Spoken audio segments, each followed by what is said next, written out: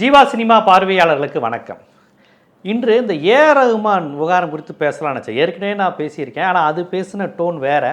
ரகுமான் போன்றவங்கெல்லாம் இந்த மணிரத்னம், பாலச்சந்தர் இவர்களை பயன்படுத்தி கொண்டவர்கள் தான். இன்னும் சரியாக சொல்லப்போனால் ரகுமானை அவங்க பயன்படுத்திக்கிட்டாங்க. அதனால் அவங்களுடைய முஸ்லீம் வெறுப்பு திரைப்படங்கள், முஸ்லீமை தீவிரவாதியை சித்தரிக்கிற படங்கள், அவங்களுடைய இந்த ஆதிக்க மனநிலையை வெளிப்படுத்திய எல்லா படங்களுக்கும் ரகுமானை இசையமைக்க வச்சாங்க. இருந்தாலுமே ரகுமான்கிட்ட தமிழன்கிற உணர்வு உண்டு, ஒரு இந்திய எதிர்ப்பு உண்டு. தமிழ்தாய் வாழ்த்து இதெல்லாம் அந்த நேரத்தில் அவர் பதிலடி கொடுத்தாரு. வெறுப்பு பிரச்சாரமும் அந்த கேரளா ஸ்டோரி பிரச்சனை வந்தப்போ கேரளாவில் ஒரு தர்காவில் ஒரு பள்ளிவாசலில் ஒரு ஏழை இந்து தம்பதியினருக்கு திருமணம் பண்ணி வச்சதை பதிவிட்டார். சத்தமில்லாமல் வேலை பார்ப்பார் ரகுமான். பிரச்சாரம் செய்ய மாட்டார், யாரையும் எதிர்த்து இது பண்ணி பேச மாட்டார். பட் அவர் ஒரு மைனூட்டாக ஷார்ப்பாக சில விஷயங்களை அடிக்கக்கூடியவர். அந்த தன்மை ரகுமான்கிட்ட எப்போவுமே உண்டு. இப்போ இந்த நிலையில் ரகுமானுக்கு ஏற்பட்டக்கூடிய பிரச்சனைன்னு பார்த்தீங்கன்னா, பாலிவுட்லேயே தமிழர் என்கின்ற அடிப்படையிலும் நான் ஒதுக்கப்படுகிறேன், அதை தாண்டி முஸ்லீம்ங்கிற ஒரு பாரபட்சமும் இருக்குங்கிறத ஒரு மறைமுகமாக அவர் சொல்லியிருந்தார். சாவா திரைப்படம் ஒரு பிரிவினவாத படம் அப்படின்னு வேற சொல்லிட்டார். அதாவது அவங்களுக்கு சாதகமான படத்தில் அவர் இசை அமைத்து கொண்டிருந்தவரையும் ரகுமான் மீது இவங்களுக்கு எந்த பிரச்சனையும் இல்லை. இவரை கொண்டே எல்லா முஸ்லீம் வெறுப்பு பிரச்சாரத்தையும் பண்ணாங்க. ஆனால் அவர் ஒரு கருத்து சொல்லியிருக்காரு. அவர் ஒன்றும் பெரிய லெவலில் பாஜக எதிர்த்த மாதிரி நான் நினைக்கல. ஆமாங்க, அந்த படம் கொஞ்சம் ஒரு பிரிவினவாத படமாக தான் அப்படிங்கிற மாதிரிலாம் சொல்லியிருக்காங்க. இத்தனைக்கும் அந்த படத்தை அவர் கடுமையாலாம் எதிர்க்கலை. உடனே இப்போ இன்றைக்கி ஒரு கலைஞன், ஒரு நாடறிந்த கலைஞன், அவர் இந்தியா முழுவதும் உள்ள உலகம் முழுவதும் உள்ள இசை ரசிகர்களின் அபிமானமாக ரகுமான் இருக்கிறாரு. அவர் ரொம்ப வெளிப்படையாக இந்தி திரைப்பட உலகம் ஒரு பார்ஷியாலிட்டி பார்க்குது, ஒரு மத சார்பு தன்மையோடு நடக்குதுங்கிறத சொன்னதுங்கிறது ரொம்ப முக்கியம். ஏன்னா ரகுமான் இதுவரையும் ஒரு திராவிடத்தின் குரலாக, தமிழர்களின் குரலாக, ஒரு கட்சி அமைப்பு சார்ந்து தன்னுடைய கருத்தை வெளிப்படுத்தியதில்லை. அவர் பாட்டுக்கு வருவார், எல்லா புகழும் இறைவனை கேங்க, ரொம்ப நீட்டாக டீசெண்டாக போயிடுவார். இப்போ அவரிடமிருந்து வரும்போது சர்வதேச அளவிலேயே என்னடா இங்கே ஒரு சாவனிசம் இருக்கிறது, இந்துத்துவ மனநிலை இருக்கிறது, மத அடிப்படையில் பாகுபாடு இருக்கிறதுங்கிற ஒரு பார்வை வந்த உடனே கங்கனா ரணாவத் சொல்கிறாங்க, என்னுடைய எமர்ஜென்சி படத்தை கேட்டு பார்த்தேன், அவர் தரலை, அவர் ஒரு சார்பு உடையவர், இப்போ நான் பிஜேபியில் இருக்கிறதுனாலே என்னை வெறுக்க பார்க்குறாரு அப்படின்னு ரகுமானுக்கு ஒரு சாயம் பூச ட்ரை பண்ணுறாங்க. கங்கனாவுக்கு ஒரு சாயம் இருக்குது, அந்த சாயத்தை யாரும் பூசலை, அவங்களே வாழை எடுத்து தலையில் கொட்டிக்கிட்டாங்க. ஆமாம், நான் காவி சாயம்தான், நான் காவி தான், நான் சங்கி தான் அவங்களே காட்டி கொண்டாங்க. எந்த அளவுக்கு சங்கி, ஹரியானாவிலையும் பஞ்சாப்லேயும் விவசாயிகள் தங்கள் உரிமைகளுக்காக போராடும் போது கூட அதை கூட அவங்க கொச்சைப்படுத்தி பேசினாங்க. வெளிநாட்டிலேருந்து வர பணத்துக்காக அந்த சீக்கியர்கள் போராடுறாங்கன்னு சொன்னாங்க. அதில் வெறியாகி போய் ஏர்போர்ட்டில் வேலை பார்த்த ஒரு பெண், நானும் ஒரு விவசாய குடும்பத்தை சேர்ந்தவ தான், பஞ்சாபி குடும்பத்தை சேர்ந்தவ தான் சொல்லி பலார்னு அரைஞ்சாங்க கங்கனாவை. ஸோ அந்த அளவுக்கு பொதுமக்களின் கோபத்தை விலை கொடுத்து வாங்குகிற அளவுக்கான ஒரு சங்கியாக அவர் ரணாவத் அவர்கள் இருக்கிறாங்க. இப்போ அவரை இறக்கி ரகுமானை மட்டம் தட்டுறதுக்காண்டி ஏதோ ரகுமான் ஏதோ ஒரு சார்புடையவர், அவருக்கு இந்துக்களை பிடிக்காது, பிஜேபி அப்படிங்கிற மாதிரியான ஒரு கான்செப்டை கொண்டு வர்றாங்க. இந்த நிலையில் தான் கங்கனா ரணாவத் இறங்கி ஒரு ட்வீட் போட்டிருக்காரு. எந்த காலத்திலையும் ரகுமான் பின்தங்க வேண்டிய அவசியம் இல்லை, இந்த பாஜகவுக்கு சலாம் போட வேண்டிய அவசியம் ரகுமானுக்கு இல்லை. உலகெங்கும் ஆதிக்கத்தை எதிர்த்து போராடிய முகமது அலி போன்றவர்கள் ஒருபோதும் தங்களுடைய தனித்தன்மையை, தனித்துவத்தை விலக்கி கொண்டதே கிடையாது. அப்படி இருக்கும்போது ரகுமான் அவர்களே, நீங்கள் ஒரு முஸ்லீமாக இருப்பதோ உங்கள் நம்பிக்கையோ எதுவுமே இங்கே பிரச்சனை இல்லை. உங்களை முஸ்லீம்னு கார்னர் பண்ணாலும் சரி, இல்லை தமிழருங்கிற அடிப்படையில் கார்னர் பண்ணாலும், எந்த அடிப்படையில் இது பண்ணாலும் நீங்கள் துணிச்சலாக நில்லுங்கள், உங்கள் பக்கம் நாங்கள் இருக்கிறோம் என்று மேற்கு வங்கத்தை சேர்ந்த நாடாளுமன்ற உறுப்பினர் மொய்த்ரா ரகுமானுக்கு ஆதரவாக களமிறங்கியிருக்காங்க.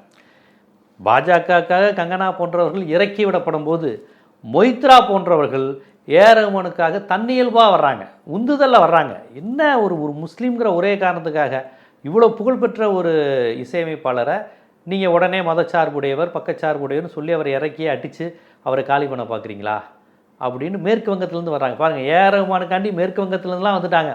நம்ம தமிழ்நாட்டில் கனிமொழி அவர்கள் குரல் கொடுத்தாங்க. ஆனால் அதை தாண்டி இந்த தமிழ் திரை உலகம்னு ஒன்று உலகம் இருக்கு இல்லையா, ஒரு சூப்பரான உலகம், தமிழ் ஃபீல்டுன்னு சொல்லுவாங்க, தமிழ் சினி ஃபீல்டு. அந்த சினி ஃபீல்டு வேர்ல்டில் இருந்து ஒருத்தருங்க எத்தனை ரகுமான் படத்தில் ரகுமானுடைய இசையில் இசையமைக்காமல் இவங்க எத்தனை படம் நடிச்சிருப்பாங்க. ரகுமான் கூடயே எவ்வளோ படம் ட்ராவல் பண்ணியிருக்கிறாங்க. இன்றைக்கி உச்ச நடிகர்கள் எல்லோருமே. இப்போ சமீபத்தில் கூட ஒரு நடிகர் கட்சி ஆரம்பிச்சிருக்காரு, எல்லா புகழும் இறைவனுக்கேலேருந்து எத்தனை பாட்டு அவர்கிட்ட போட்டிங்க, சிங்கப்பெண்ணே எங்கிலேருந்து எல்லா பாட்டும் அவருடைய இசையில் தானே வந்தது. ரகுமான் ஒரு தமிழன், வேறு ஒன்றும் இல்லை, எங்கள் தமிழ்நாட்டை சேர்ந்தவர். அவர் வட இந்தியாவில் என்ன நடந்துச்சுங்கிறத சொல்கிறார். உங்களுக்கு என்ன பிரச்சனை, அவர் பக்கம் நாங்கள் நிற்போம், எங்கள் தமிழன் ஏஆர் ரஹ்மான் பக்கம் நிற்போம், முஸ்லீம்ங்கிறது கூட செகண்டரி, தமிழன் ஏஆர் ரஹ்மான் பக்கம் நிற்போம், தமிழ்நாட்டை சேர்ந்த எங்கள் இசையமைப்பாளர் ஆஸ்கார் நாயகன் பக்கம் நாங்கள் நிற்போன்னு ஒரு நடிகர் கூட சொல்ல மாட்டேங்கிறாங்களே.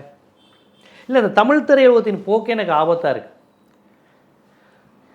தன் சக கலைஞன், தன்னுடைய நண்பன், தன்னுடன் எத்தனையோ படங்களில் பணிபுரிந்தவன், தன்னுடைய வெற்றிக்கு காரணமாக இருந்தது. இப்போ எத்தனையோ நடிகர்களுடைய பாடல்கள் வெற்றி அடைவதற்கு ஏஆர் ரஹ்மான் காரணம். அவருக்கு ஒரு பிரச்சனை நடக்குது, ரொம்ப ஓப்பனாக பிஜேபி மிரட்டுது, இது இந்த வேலையெல்லாம் வச்சுக்காதீங்க அப்படின்னு கேட்கலாம்ல. அது சரி, தன்னுடைய பட ஜனநாயகன் சென்சார் பிரச்சனைக்கே பிஜேபி எதிர்த்து ஒரு வார்த்தை பேசலை விஜய், இதில் ஏஆர் ரஹ்மான்காண்டி பேசுவாரா? அப்போ இப்படியாக நம்ம தமிழ் திரையுலகம் யாருக்கு என்ன பிரச்சனைனாலும் தன்னுடைய நண்பன் சினிஃபீல்டில் தான் கூட நடித்தவர், தனக்காக இசையமைத்தவர் யாராக இருந்தாலும் அவங்களுக்காக நான் குரல் கொடுக்க மாட்டேன் அப்படின்னே இருந்துங்கன்னா இவ்வளவு சுயநலமாக வாழ்ந்து என்ன பண்ண போகிறாங்க? அப்படியே பாஜகவுக்கு என்ன சொன்னாலும் சலிட்டு அடிக்கிற நிலையில் நம்ம தமிழ் சினிமா நடிகர்கள் இருக்காங்கன்னா ரொம்ப வருத்தமாக இருக்குது. கன்னடத்தில் கூட இந்த சுதீப் கூட ஒரு முறை இந்தி திணிப்பை எதிர்த்து பேசினார். கன்னட நடிகர் பிரகாஷ்ராஜ் தொடர்ந்து எதிர்த்து பேசுகிறாங்க. மொய்த்ரா மேற்கு வங்கத்தை சேர்ந்த ஒரு எம்பி நம்ம தமிழன் ஏஆர் ரஹ்மானுக்காண்டி பேசுகிறாங்க.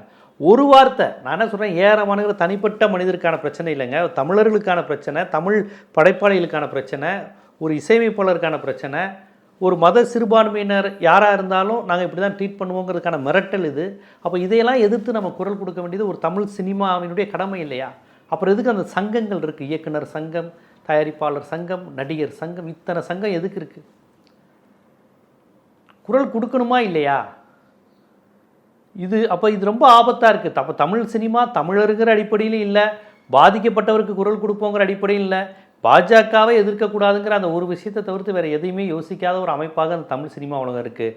பரவாயில்ல, கங்கனாவை ஓரங்கட்டி மொய்த்ரா போன்றவர்கள் பாஜகவுக்கு சலாம் வைக்காதீங்க, பார்த்துக்கலாம் அப்படின்னு என்று சொல்கிறார் என்றால் அதை நான் பாராட்டுகிறேன், அந்த துணிச்சலை பாராட்டுகிறேன். மேற்கு வங்கத்திலிருந்து வந்த அந்த சிங்கக்குரலை, அந்த சிங்கப்பெண்ணின் குரலை நான் பாராட்டுகிறேன்.